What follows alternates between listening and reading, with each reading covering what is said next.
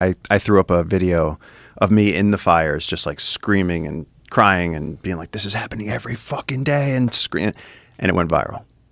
It went viral. And at that time, we had created jungle keepers, and we had tried to protect. So we had a little bit of rainforest we were protecting. I think we had like 1 or 2 rangers. And then you shared it on your Instagram. And then it hit this level. It like went to the next level of virality.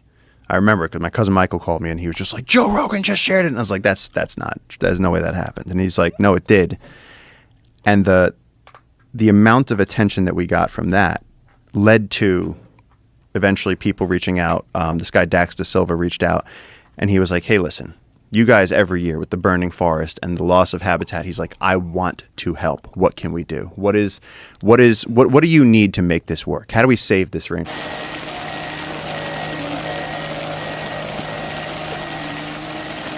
And what puts those fires out? Do people actively try to put those fires out, or they just wait till it rains? No, the people start them. That's the funny thing. Is it? I'm not going to be able to stay here long because this fire is spreading, but everything behind me right now is the forest that I've been working to protect for the last 13 years. It's burning like this every day. There are literally millions of animals in this forest that cannot escape right now. And if you think our planet can survive this every day in the Amazon, you have another thing coming. We have all the resources to protect this, to stop what's happening behind me right now, and people let it happen every day. Welcome to the fucking Anthropocene. So when they're starting these fires to make clear cuts so they can raise cattle, like what are they doing? Yeah, it's basically their space, so we're going to use it. And so, like, ideally, a person, if they wanted to use that forest, you could harvest the ancient hardwoods there and make millions off of it. You could use that forest to do like multi-tiered agriculture where you're producing tons of produce. These are people that are coming in, they're just clear cutting the forest. They're planting like cacao, papaya, grass for cows. Like it's literally burning down your house to cook us a meal. And who owns that land? Well, that's the thing. A lot of it is indigenous land. A lot of it is they call it like Brazil nut concessions, where it's just like areas where like you're supposed to be harvesting Brazil nuts, but a lot of times it is private land. But there's people coming from other parts of South America, and they're just coming in and they're clearing these areas, and it's happening fast. And no one is there to protect. There's just not enough resources to keep an eye on it. It's just the vastness of it all. There's a vacuum in conservation. There's a problem with conservation. No one's going to pay you to go out into the wildest places on earth and protect these things. Like, for the most part, it's very difficult. You can go get a job as a conservation biologist. You can go study things academically, but to go and actively do the work of protecting a rainforest or protecting a marine area that's sensitive, that's crucial to species, it's very difficult. And so that's why that whole story was so important, was because I was, by that point, I was like 14 years into doing this with no support, no funding, no backing, no nothing. It was just me and the local guys, machetes and bare feet. And then after that video went viral, after you shared it, we got contacted by Dax, and then he basically was like, look, he started a company called Lightspeed, and then he transitioned into conservation. And so now he's helping the Sea Shepherd, and he's helping the Nature Conservancy in Canada, and Jungle Keepers was his first project. And all of a sudden we could actually do it. And so now these local people who used to be loggers and gold miners, we were like, yo, do you want a job protecting this forest? And so like guys that have been cutting wood for like the last 15 years, guys that have been like fighting the uncontacted tribes, all of a sudden we were like, do you want to just like, help us patrol, just protect it, do nothing. And they're like, do nothing, and we get paid and benefits. And it's a huge success. Like, we were protecting 50,000 acres now, millions and millions of heartbeats in there, like spider monkeys, troops of giant river otters, jaguars, harpy eagles. I mean, just more biodiversity than you could list. And we need to protect 300,000. I need to protect 300,000 acres in the next year, because now there's like Chinese machinery coming in, where they're coming in with those giant earth moving things that like take out the trees. Yeah. And so it's just like this race against time, because we have this incredible treasure trove of biological, incredible wealth. Medicine's running through every one of these things. I mean, there's you go out with the local people, and if you have something wrong with you, there's a sap for that.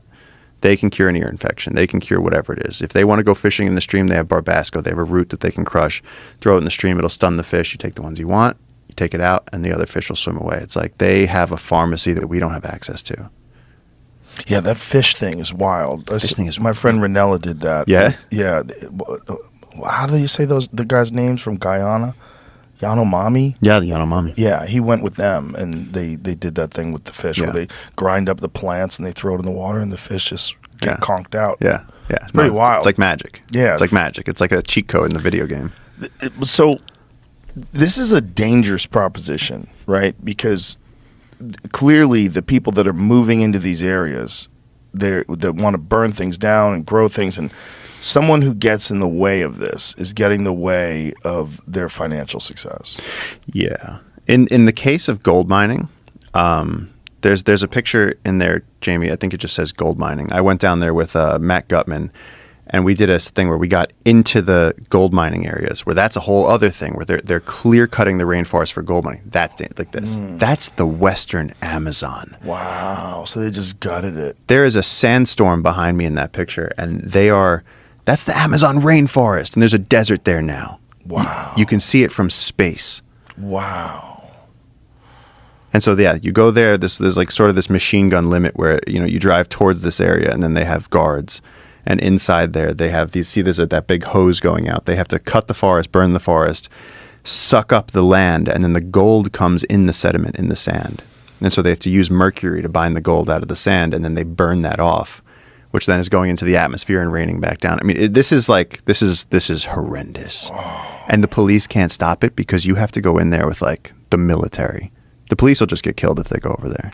Oh my God. So yeah, we got in there this one day with some Russian gold miners. It was very strange, and actually, you got in there to investigate. We got in there. We went in there with Matt Gutman's crew, and we actually filmed in the gold mining areas, which no one does. And while we were in there, one of the Russian gold miners was like, "Hey man, listen." He goes, "You're that guy with the Instagram, right?" And I was like, "What the fuck are you talking about?" And he goes, "You see those guys over there?" And I was like, "Yeah." And he goes, "They just said your name." And I was like, "Ooh. Oh."